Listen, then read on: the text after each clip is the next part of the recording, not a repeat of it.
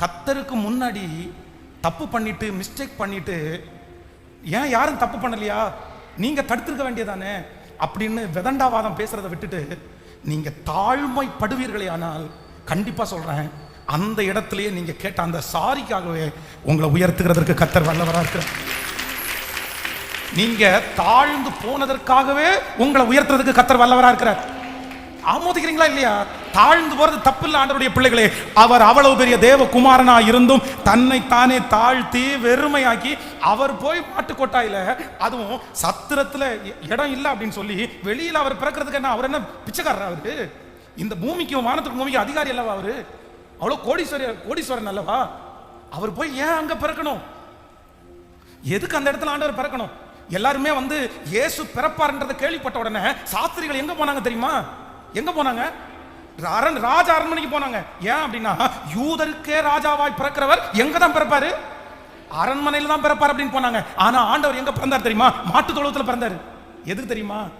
அவர் தேவனுடைய ரூபமா இருந்தும் தன்னுடைய மகிமையை அவர் கொள்ளையாடின பொருளா எடுக்காம தம்மை தாமே தாழ்த்தி, எப்படி தாத்தினா, நாம மரண பரியந்தம். பெரியவங்களா இருந்து சின்ன அவதாரம் எடுக்கிறது வந்து சாதாரணம் இல்லை.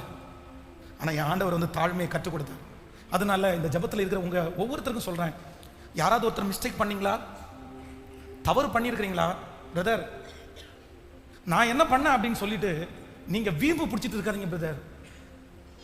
எத்தனை நாள் நினைக்கிறீங்க? உங்க பெலன் இருக்கு மட்டும்தான் வீம்பு பண்ண முடியும். சிஸ்டர் சம்பாதிக்கிற வரைக்கும் தான் சிஸ்டர் உங்களுக்கு வீம்பு பிடிப்பீங்க. நீ என்ன நினைக்க தெரியுமா? பையன் தலை எடுத்துட்டான்னா என்ன பாத்துருவான், பையன் வேலைக்கு போக ஆரம்பிச்சானா என்ன பாத்துருவான் அப்படின்னு நினைக்கிறீங்க. நல்லா நினைச்சுக்கங்க, வளர்ந்ததற்கு பிறகு அவனுடைய கேரக்டர், அவனுடைய சுபாவம், இல்ல அவன் கட்டிக்க போற பொண்ணு எப்படி இருப்பாங்கன்னே தெரியாது. நான் என் கண்ணால பார்த்ததை சொல்றேன்.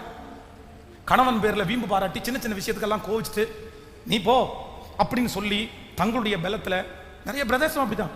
நீ போனா என்ன, எனக்கு இன்னொருத்தைய கல்யாணம் பண்ண தெரியாதா? கல்யாணம் பண்ணாதான் பிரதர் தெரியும்.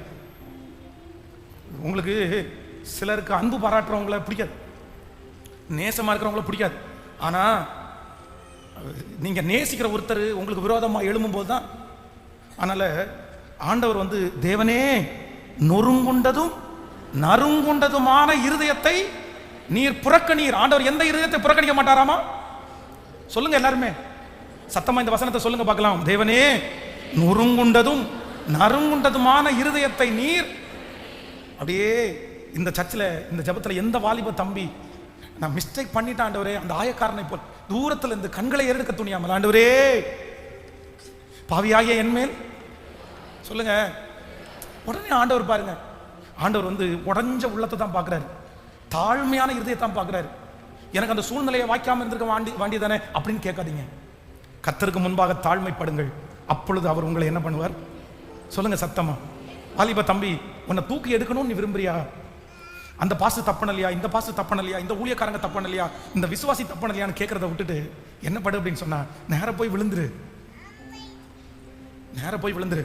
நீ அழும்போது பக்கத்தில் இருக்கிறவங்க தப்பா நினைச்சா கூட பரவாயில்ல, நீ சாஸ்தாங்கமா விழும்போது இவன் மிஸ்டேக் பண்ணா நினைச்சா கூட பரவாயில்ல, அதை பற்றியெல்லாம் நீ கவலைப்பட வேண்டாம்.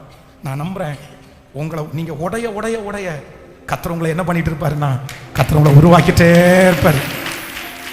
நீங்க தாழ்ந்து போக போக கர்த்தர் உங்களை உயர்த்திட்டே இருப்பாரு. இது ஆண்டவருடைய பெரிய பாலிசி. கர்த்தர் இதை தனக்காகவே வச்சிருக்கிறார்.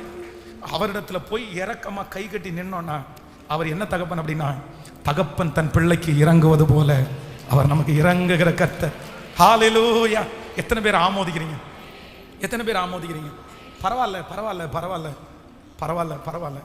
அதான் இந்த மூக்கு மேல ரோசம் வர்றது இதெல்லாம் வந்து வேண்டாம். கொஞ்சம் கொஞ்சமா கொஞ்சம் கொஞ்சமா கொஞ்சம் கொஞ்சமா எப்பாவது ஒரு டைம் வந்து பக்கத்தில் கையை பிடிச்சி சொல்லுங்க.